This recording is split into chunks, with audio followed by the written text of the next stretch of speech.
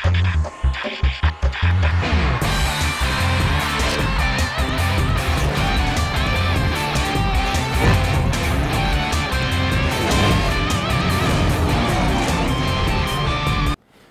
ইকবাল ও তার পরিবারের জন্য স্বস্তি ও আনন্দ। শঙ্কা কাটিয়ে হাসপাতাল থেকে বাড়ি ফিরেছেন সাবেক টাইগার অধিনায়ক। তবে চলতে হবে চিকিৎসকের বিধিনিষেধ মেনে। সংবাদ সম্মেলনে বৃহস্পতিবার তামিমের ব্যক্তিগত তথ্য প্রকাশ করার জন্য ক্ষমা চেয়েছে হাসপাতাল কর্তৃপক্ষ। টাইগার ক্রিকেটের স্বস্তি, তামিমের পরিবারের জন্য আনন্দের দিন। জীবন যুদ্ধ শেষে তামিমের বাড়ি ফেরা। রাজধানীর এভারকেয়ার হাসপাতাল থেকে বাড়ি ফিরেছেন বাংলাদেশের সাবেক অধিনায়ক। প্রথমে উনি কেপিজেড হসপিটালে ভর্তি ছিলেন, পরবর্তী এভারকেয়ার হাসপাতালে আসেন। আমরা তার শারীরিক অবস্থা পর্যবেক্ষণ করে আজ মেডিকেল বোর্ড ডিসিশন নিলাম ওনাকে বাড়ি ডিসচার্জ দেওয়ার জন্য, বাড়ি পাঠানোর জন্য, with some medication, lifestyle medication, medicine and কিছু রিহ্যাবিলিটেশন প্রোগ্রাম দিয়ে। 24 থেকে 27 মার্চ 4 দিনের নাটকীয়তা। অলৌকিকভাবে ফিরে আসা মৃত্যুর মুখ থেকে, যেখানে সৃষ্টিকর্তার রহমত, টিমমেট কেপিজি হাসপাতালকে কৃতিত্ব দিলেন এভারকেয়ারের চিকিৎসক। আমাদের এখানে ভর্তি হওয়ার পর থেকে তামিম আমাদের সাথে সর্বাত্মক সহযোগিতা করে আসছেন। সেই জন্য ওনার এবং ওনার ফ্যামিলির কাছে আমরা কৃতজ্ঞ। আশা করি উনি দ্রুতই আবার ক্রিকেটে ফিরে যাবেন। দেশবাসীর কাছে আবার ওনার জন্য দোয়া চাচ্ছি।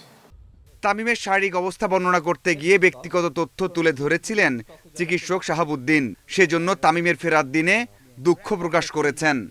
হৃদরোগের ঝুঁকি হিসাবে স্মোকিং প্রশ্নটা আসছে এবং এখানে তামিমের নামটা ভুলবশত অ্যাটাচ করার জন্য আমি দুঃখিত এবং আমি চাই যে আপনারা এটা মিডিয়ার মাধ্যমে জানানো যে আমরা আসলে রিস্ক ফ্যাক্টর হিসাবে, মানে হার্টের রিস্ক ফ্যাক্টর হিসাবে এই প্রশ্নটা করছিলাম। তামিম বাড়ি ফিরলেও প্রতিনিয়ত থাকতে হবে নজরদারিতে। ডাক্তারদের পরামর্শে 1 মাস পর চেকআপের পর জানা যাবে তামিম আর কখনো মাঠে ফিরতে পারবেন কিনা। মাঝারুল ইসলাম, ইন্ডিপেন্ডেন্ট নিউজ।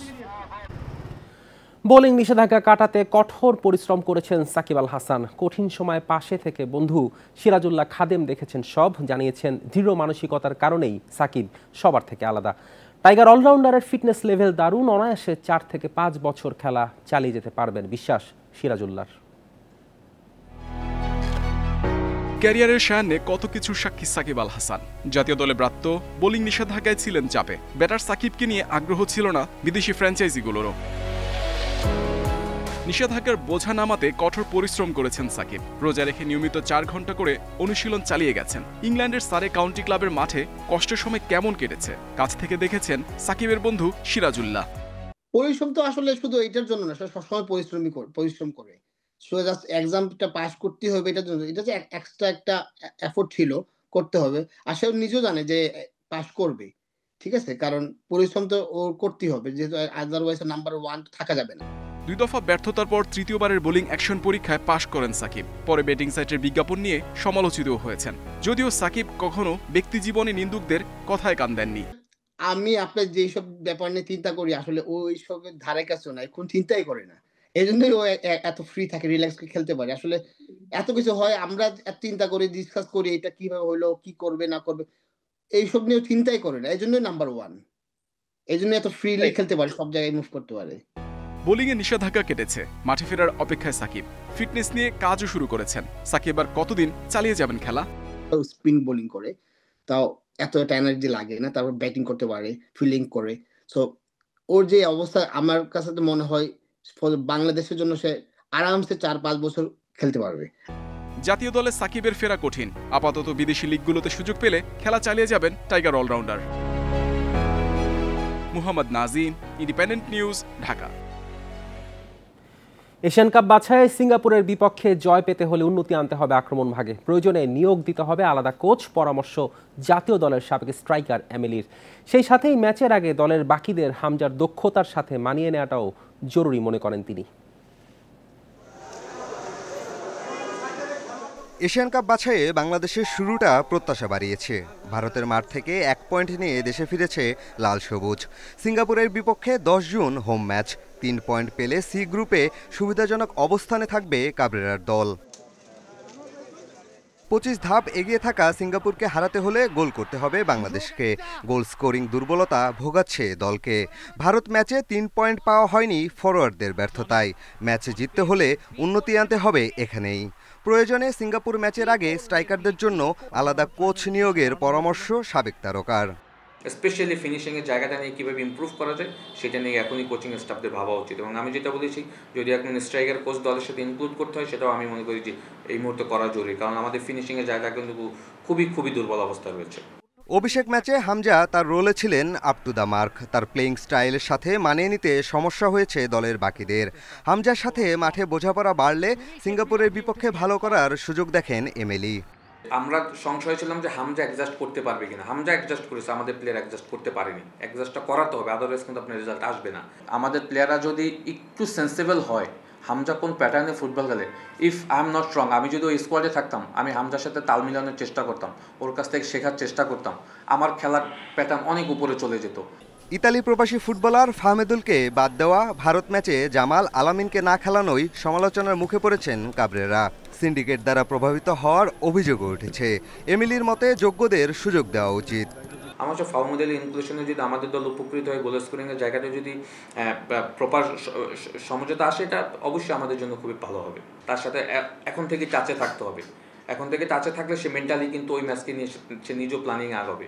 লম্বা বিরতির পর বাংলাদেশ সিঙ্গাপুর ম্যাচ দিয়ে আন্তর্জাতিক ফুটবল ফিরতে পারে জাতীয় স্টেডিয়ামে। জয় পেলে যা হয়ে থাকবে স্মরণীয়। পিয়াস সাহা, ইন্ডিপেন্ডেন্ট নিউজ, ঢাকা। শৃঙ্খলা ভঙ্গের অভিযোগে রিয়াল মাদ্রিদের 4 ফুটবলারের বিরুদ্ধে তদন্তে নেমেছে ইউরোপিয়ান ফুটবলের সর্বোচ্চ সংস্থা ইউএফা।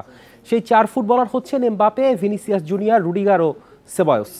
চ্যাম্পিয়ন্স লিগের নগর প্রতিদ্বন্দ্বী আতলেতিকোর বিপক্ষে টাইব্রেকারে জিতে দলটির সমর্থকদের সামনে বুনো উল্লাসে মাতেন আনচেলত্তির শিষ্যরা। তাদের আচরণ নিয়ে ইউএফার কাছে অভিযোগ জানায় আতলেতিকো। সেটা আমলে নিয়ে তদন্তে নেমেছে সংস্থাটি। এ বিষয়ে এখন পর্যন্ত কোনো মন্তব্য করেনি রিয়াল মাদ্রিদ কর্তৃপক্ষ।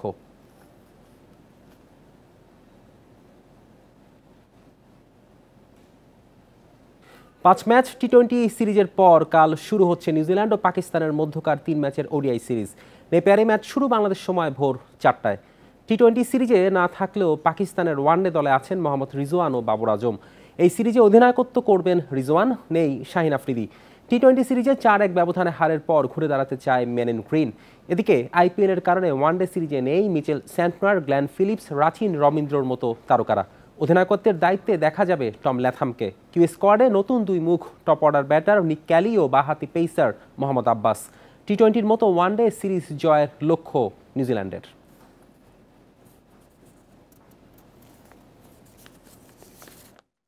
ইংল্যান্ড জাতীয় দলের সাদা বলের অধিনায়ক হতে রাজি নন জো রুট। ব্রিটিশ গণমাধ্যম স্কাই স্পোর্টসকে দেয়া এক সাক্ষাৎকারে জানিয়েছেন 34 বছর বয়সী ইংলিশ তারকা। চ্যাম্পিয়ন্স ট্রফিতে ভরাডুবির পর ওয়ানডে ও টি-20-র অধিনায়কত্ব থেকে সরে দাঁড়ান জশ বাটলার। এরপর থেকে এই 2 ফরম্যাটের জন্য নতুন অধিনায়কের নাম ঘোষণা করেনি ইংল্যান্ড ক্রিকেট বোর্ড। ক্যাপ্টেন্সির ব্যাপারে জো রুটের কাছে জানতে চাওয়া হলে সরাসরি না বলে দেন ডানহাতি এই ব্যাটার। অধিনায়কত্বের পরিবর্তে আসন্ন জুনে ভারতের বিপক্ষে 5 ম্যাচের টেস্ট সিরিজ ও অস্ট্রেলিয়ায় হতে যাওয়া অ্যাশেজকে বেশি গুরুত্ব দিতে চান রুট। সেই লক্ষ্যে প্রস্তুতি নিচ্ছেন বলেও জানান তিনি। এদিকে ইংল্যান্ডের সাদা বলের অধিনায়ক রেসে এগিয়ে আছেন হ্যারি ব্রুক ও বেন স্টোকস। বেন ডাকেত আগ্রহ দেখালেও তাকে বিবেচনায় নিচ্ছে না ইসিবি।